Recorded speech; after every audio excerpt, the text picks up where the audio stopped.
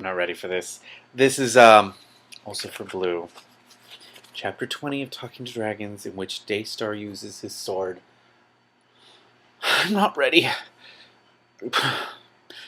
I stared at the wizards for an instant, then turned and jumped for the couch, hoping I could break the spell before the wizards did anything. I didn't make it. As I brought the flat of the sword down, the sleeping man vanished. Oh, God! The sword clanged softly against the couch, and I spun back to face the wizards. Something hit me as I turned, and suddenly I couldn't move my body at all. I could turn my head far enough to see Shiara, but that was all. Shiara looked as if she were concentrating on something, so I turned my head back to the wizards.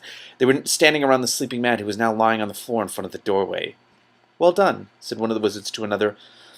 "I'm so nervous." "Thank you," the second wizard said. "It was a mere trifle." There was a stir at the back of the group of wizards, and a moment later, Aunt Terrell, "Boo! Hiss! Boo! Hiss!" I could have booed and hissed, but I just said the words instead, because I'm an adult. He had a bandage around one arm, probably where the dragon had bitten him. "I want the boy," he said, "now." The wizard in front, who seemed to be the leader of the group, looked at Aunt Terrell coldly. "We permitted you to join us in order to give you an opportunity to repair some of the damage you did 17 years ago, not to further your private ambitions. But you said I could have the boy." "Aunt Terrell, you're a fool," the leader said. "You may have the boy, but after we have possession of the sword, not before." "I'll give you the sword, then," Aunt Terrell said angrily. He strode around the edge of the brazier and reached for the hilt of the sword just above my hand. I wanted to jerk away, but I still couldn't move. As Aunt Terrell touched the sword, there was a flash of blue and gold light that flung him backward onto the floor. He was such a fool. If he'd fallen a few inches to the other side, he'd have gone into the brazier. I found myself wishing he had, then found myself staring at the brazier. Something about it nibbled at my mind, but I couldn't make it come clear. I didn't have time to think about it because the wizard started talking again. Aunt Terrell was picking himself up off the floor, and the leader of the wizards smiled at him nastily. "You see? You knew this would happen," Aunt Terrell said furiously. "Of course I knew," the leader said. "Had you spent your time hunting that sword instead of trying to get some sort of ridiculous revenge on Cimmerian, you too would know. Then demonstrate the proper method for me," Aunt Terrell said sarcastically. "If you know so much, you take the sword." I'm already overwhelmed, and I've barely started this. "I am not so foolish," the other wizard replied. No one, save the king of the enchanted forest,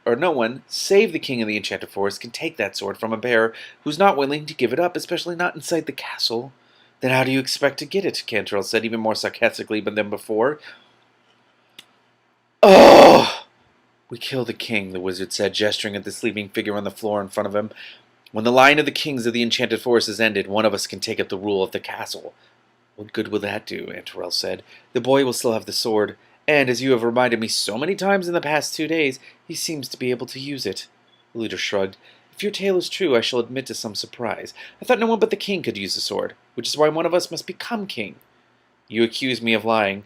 "Why should I bother?" Aunt Terrell scowled and started to raise the staff, then seemed to change his mind. "When the boy blows your own spells back at you, perhaps you will see what I mean." "Nonsense," the leader of the wizards replied. "You obviously know little of what you speak."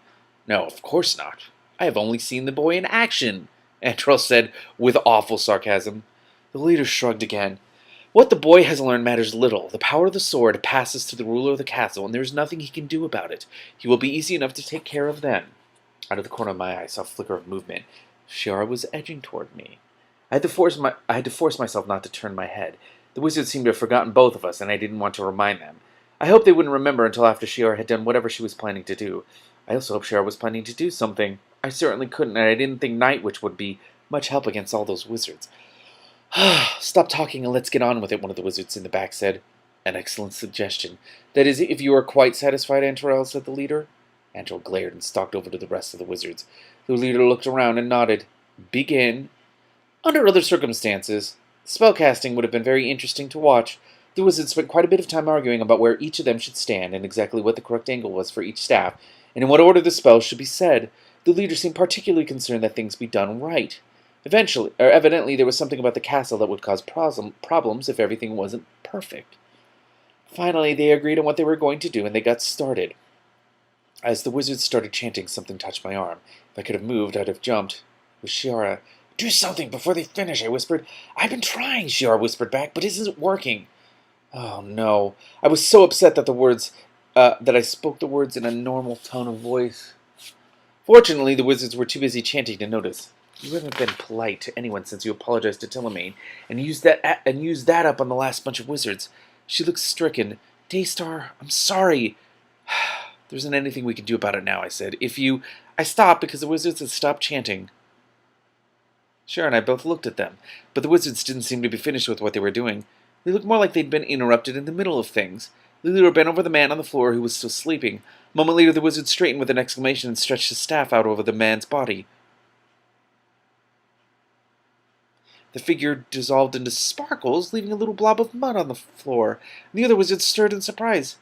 A simulacrum, said someone. What? What? What? What? What? What? Where's the king? I let out my breath in relief. Simulacra are very hard to make. You have to mix earth, air, fire, and water in exactly the right proportions in order to get a good one, and that's fairly tricky. A really good magician can make a simulacrum that looks exactly like someone but doesn't have any connection to the actual person at all. As a result, a simulacrum can't be used against someone the way other types of magic can. What they're mainly good for is confusing people. This one seemed to have done an excellent job. The wizards were glaring at each other accusingly. If that was a simulacrum, one of them said finally. Where's the king? Who put it there anyway? Old Zeminar, probably, an older-looking wizard said. The simulacrum looked like him, and setting up a decoy is just the sort of thing he would do. Well, that doesn't make any sense. He started this whole affair in the first place. Why would he put a false king in the castle to distract us? Zeminar never trusted anybody. He probably wanted to do this for himself, so he made it as hard as he could for anyone else to finish the job. Maybe he was just being ornery.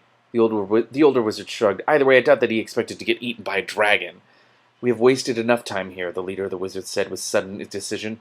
Silverex, take 3 others and begin searching for the king at once. We cannot allow him to escape again. So does that mean he wasn't sleeping? I don't understand. I'm so confused. And the simulacrum obviously had aged. How is this possible? He went on giving instructions, but I stopped paying attention. He wasn't talking to me, and I had other things to worry about. I was still holding the key in my left hand, and as soon as the simulacrum disappeared, the key had stopped tugging me and started getting warm. My other arm, the one with the sword, was tingling under the jangling of the wizards, and my head felt very light. I had a sudden, strong feeling that there was something important I ought to remember, but the jangling of the wizard's magic kept distracting me before I could figure out what it was. Daystar! Shara hissed practically in my ear. I jumped a little and realized that the wizard's spell holding me was beginning to weaken. I couldn't move very much or very fast, though, and if the wizards noticed, they'd just throw the spell at me again. I decided not to move at all until I was sure I could move the sword fast enough to block another spell, then whispered to Shiara, Don't do that. They might notice. Shiara snorted. If you don't want them to notice, you'd better try to notice sooner. That was the 3rd time I called you. I'm sorry, I said. So am I. What are we going to do? I don't know! I don't know! If you could... Night Witch! I broke off in mid-sentence as a small black streak darted off toward the group of wizards. One of them raised the staff. Shiara cried out and Night Witch dodged. The spell hit the marble floor in a ball of light, and a moment later the kitten was among the wizard's feet. I couldn't see what was happening, but I could hear the wizard shouting, There it goes! Stop it! It got away! Find it, the leader of the wizards commanded. You, Grinnerin, go after it. It may lead you to the one we seek. One of the wizards nodded and left, and I blinked. There were only 3 wizards left now. A short, round one, the one who was giving orders, and Aunt Terrell.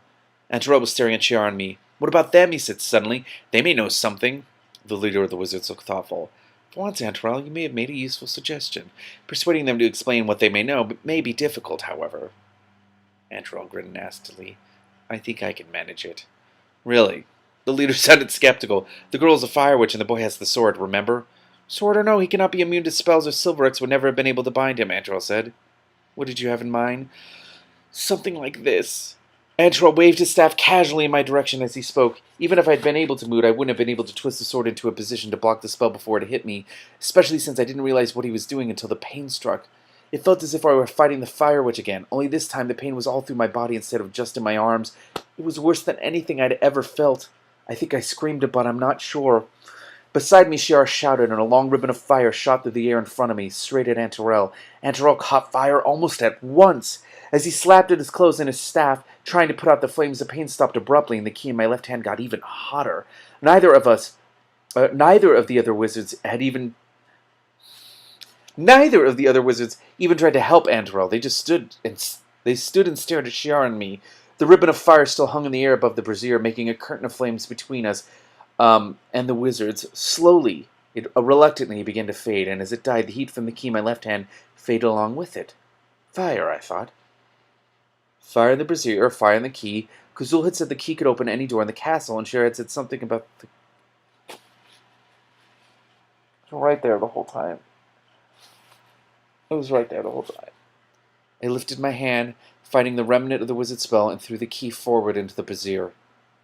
There was a whoosh of flame that leapt all the way to the ceiling, then died. Thought I saw something in it, but it vanished before I could be sure. The brazier began to glow, and the whole room was suddenly thick and heavy with magic, like the air just before a summer thunderstorm. I could feel the magic growing stronger, as if it was getting ready for something, but nothing else happened. I was sure there was something else I should do, but I couldn't think what. Oh my god! Stop them! The leader of the wizards shouted. Move, Daystar! Shiara cried and ducked down behind the brazier. I tried to follow her, but I couldn't move fast enough because of the remains of the binding spell, because I was worrying about what else I was supposed to do in order to finish the spell I'd started with the key. I saw Antarel and the other wizards bring their staffs up, and I tried desperately to move the sword far enough to block whatever they were throwing at me. I made it, but only just. The sword flashed as the wizard's spell hit it, and a tingle ran through me. The spell that had been binding me vanished. I could feel what was left of it flowing through the sword along the rest of the magic the wizards had thrown. It felt a lot like the jolt of power I'd gotten in the forest when I'd used the sword on that spell the wizard had aimed at Shiara, except that this time I could tell where the power was going. It was flowing through me, into the magic of the enchanted forest itself. Back where it had come from in the first place, if Kazul was right about where wizards got most of their magic. Back to... I felt my eyes widening and almost missed blocking the next spell. Then 4 more wizards appeared behind the 3 in the doorway. If I didn't do something soon, I wouldn't have time for anything except blocking spells. There was no way to find out whether I was right except to try. I stepped up to the edge of the brazier, took a deep breath, and said loudly, "Oh, shit. Power of water, wind, and earth, turn the spell back to its birth. Raise the fire to free the Lord. Oh, by the power of wood and sword." Oh, God, and that clue was right there all the time, too. As I spoke the last word, I thrust the sword of the sleeping king into the middle of the coals in the brazier. As the sword touched the coals, all the waiting magic around me surged forward, and suddenly I knew where it had come from.